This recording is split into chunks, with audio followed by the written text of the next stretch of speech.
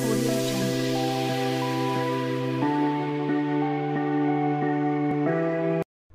इस वीडियो में हम सी प्रोग्रामिंग लैंग्वेज के सिंटैक्स के बारे में समझेंगे।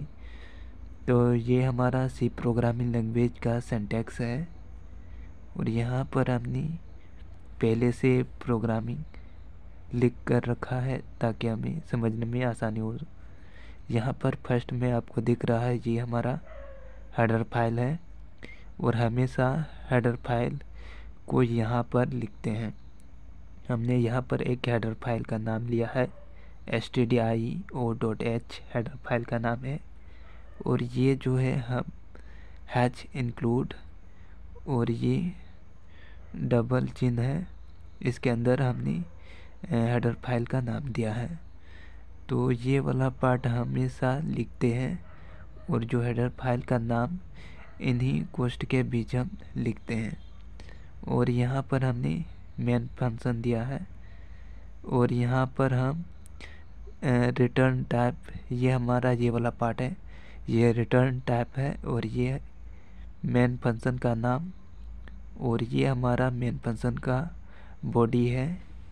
मेन फंक्शन का जो बॉडी है हमने ओपन कर्ली ब्रैकेट और क्लोज कर्ली ब्रैकेट्स के अंदर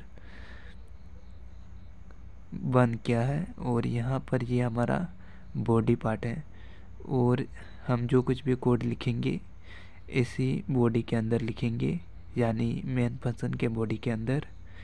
और ये हमारा जो रिटर्न टाइप हमने इस समय दिया है इंट, और इंटीजर टाइप का वैल्यू मेन फंक्शन रिटर्न करेगा, इसलिए हमने यहाँ पर लास्ट में हमने रिटर्न 0 दिया है। अगर हम यहाँ पर इंट दिए हैं तो हमें लास्ट में हमें रिटर्न 0 लिखना पड़ेगा ताकि हमें पता चल सके कि हमारा प्रोग्राम कम्प्लीटली सक्सेसफुल रन हुआ है कि नहीं। तो यहाँ पर अगर हम यहाँ पर इंट देते हैं रिटर्न टाइप और यहाँ पर हमने कुछ भी रिटर्न टाइप नहीं दिया है तो हमारा जो प्रोग्राम है एरर शो करेगा। अगर हम यहाँ पर void लिखते हैं, यानी void void रिटर्न टाइप यहाँ पर लिखते हैं, तो यहाँ पर हमें रिटर्न टाइप अगर नहीं भी लिखेंगे तो हमारा प्रोग्राम जो है एरर शो नहीं करेगा। अगर आप यहाँ पर इंटीजर देते हैं तो आपको रिटर्न टाइप देना पड़ेगा और कुछ ना कुछ इंटीजर टाइप का जो वैल्यू है वो रिटर्न करना पड़ेगा यहाँ से। और यहाँ पर हमने मेन फंक्शन के बॉडी के अंदर छोटा सा हेलो वर्ड का जो प्रोग्राम बनाया है तो उसको हम एक्सप्लेन करेंगे। ये हमारा CLR SCR फंक्शन है और ये पहले से डिफाइन है हेडर फाइल में, तो उसको हमने कॉल किया है। तो कॉल कैसे करते हैं, तो यहाँ पर जो फंक्शन का नाम है उसको लिखते हैं और इस तरीके से कोष्ठ लिखकर लास्ट में स्टेटमेंट देते हैं और ये हम इसी तरीके से कॉल करते हैं। और यहाँ पर हम printf फंक्शन को कॉल किया है और यहाँ पर लास्ट में हमें हमेशा सेमीकोलन लगाना पड़ता है, नहीं तो हमारा जो प्रोग्राम रन करते समय स्टेटमेंट एरर शो करेगा, इसलिए हमें लास्ट में जो है सेमीकोलन लगाना पड़ता है। और यहाँ पर हम printf फंक्शन का इस्तेमाल किया है और यहाँ पर इस वाले कोष्ठ के अंदर डबल कोमा लिखा है और डबल कोमा के अंदर हम यहाँ पर जो कुछ भी लिखेंगे वही हमारा जो स्क्रीन पर प्रिंट होकर दिखाई देगा। तो यहाँ पर जो है हम कुछ भी लिख सकते हैं इस वाले पार्ट पर, क्योंकि ये स्क्रीन पर प्रिंट होने के लिए है और यहाँ पर जो कुछ भी लिखेंगे वही हमारा स्क्रीन पर प्रिंट होगा। तो यहाँ पर जो है हमें सिंपल सा हेलो वर्ड लिखा है जो स्क्रीन पर प्रिंट होगा।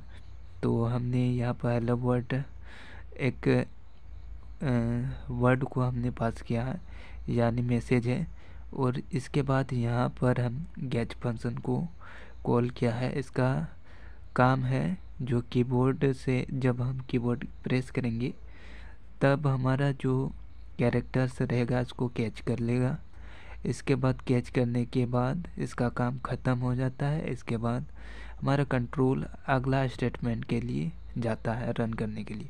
तो यहाँ पर रिटर्न मिलेगा और यहाँ पर हम रिटर्न वैल्यू दिए हैं 0। यही वाला जो वैल्यू है मेन फंक्शन रिटर्न करेगा। तो हमारे जो प्रोग्राम है किस प्रकार रन करेगा इसके बारे में एक्सप्लेन करेंगे। यहाँ पर सबसे पहले CLR SCR फंक्शन कॉल होगा और हमारा जो आउटपुट स्क्रीन है वहाँ पर कुछ ना कुछ मैसेज प्रिंट रहेगा। तो उस मैसेज को CLR SCR फंक्शन पहले क्लियर कर देगा। इसके बाद CLR SCR फंक्शन का काम हो गया। अब हमारा कंट्रोल प्रिंटफ फंक्शन पर जाएगा और यहाँ पर देखेगा कि डबल कोमा के अंदर आखिर लिखा क्या है। जो कुछ भी लिखा रहेगा उसको प्रिंट करने का काम प्रिंटफ फंक्शन का होता है। तो प्रिंटफ फंक्शन क्या करेगा, पहले देखेगा हमें क्या प्रिंट करना है स्क्रीन पर। तो यहाँ पर इस वाले डबल कोमा के अंदर चेक करेगा यानी देखेगा कि क्या है। तो उसको देखने के बाद उसी वर्ड को स्क्रीन पर प्रिंट कर देगा। तो प्रिंट करने के बाद इसका काम यहीं पर ख़त्म हो जाता है और फिर यहाँ से हमारा कंट्रोल यहाँ पर अगले स्टेटमेंट के लिए जाता है रन होने के लिए। तो यहाँ पर है गेट फंक्शन। तो यहाँ पर जो है इसका काम जो है कीबोर्ड से एक कैरेक्टर्स को कैच करना। तो जब तक हम की प्रेस नहीं करेंगे तो इसको तो कोई कैरेक्टर्स मिलेगा नहीं। तो यहीं पर हमारा कंट्रोल रुका रहेगा जब तक हम की प्रेस नहीं करेंगे। तो की प्रेस होने का इंतज़ार करेगा। तब तक यहाँ पर जो हमारा हेलो वर्ड स्क्रीन पर प्रिंट रहेगा हम उसको देख सकते हैं और हमारा कंट्रोल इसी वाले पार्ट पर रुका रहेगा। अगर आपने यहाँ उस समय की प्रेस कर देंगे तो हमारा प्रोग्राम ख़त्म होगा और आउटपुट जो रहेगा आउटपुट स्क्रीन पर प्रिंट रहेगा तो वो हट जाएगा। तो सबसे पहले हम आउटपुट में जो प्रिंट रहेगा हमारा रिजल्ट रहेगा उसको देख लेंगे अच्छी तरीके से, ठीक तरीके से रिजल्ट आया है या नहीं, हमने जैसा प्रोग्राम लिखा था आया है ना आया है या गलत तरीके से आया है या कुछ भी हो सकता है, पहले देख लेंगे। इसके बाद जब हम कीबोर्ड से की प्रेस करेंगे तब जो है गेट फंक्शन क्या करेगा, कीबोर्ड से जो कैरेक्टर्स है उसको कैच कर लेगा। इसके बाद इसका काम कंप्लीट हो गया। अब हम जब हमारा जो कंट्रोल है यहाँ पर था गेट फंक्शन पर, तो यहाँ से हमारा कंट्रोल रिटर्न पर जंप करेगा। यहाँ पर रिटर्न हमने 0 लिखा है तो ये 0 क्या है, इंटीजर टाइप का वैल्यू है। तो इसीलिए हमने यहाँ पर इंट लिखा। अगर यहाँ पर वॉइड लिखते तो यहाँ पर हमें रिटर्न ही नहीं लिखते तो हमारा प्रोग्राम काम करता और कोई भी एरर शो नहीं करेगा। अगर यहाँ पर इंट दिए हैं यानी हमें यहाँ पर पहले ही बोल दिए हैं कि हमें कुछ ना कुछ वैल्यू रिटर्न करना है, वो भी इंटीजर टाइप का होगा।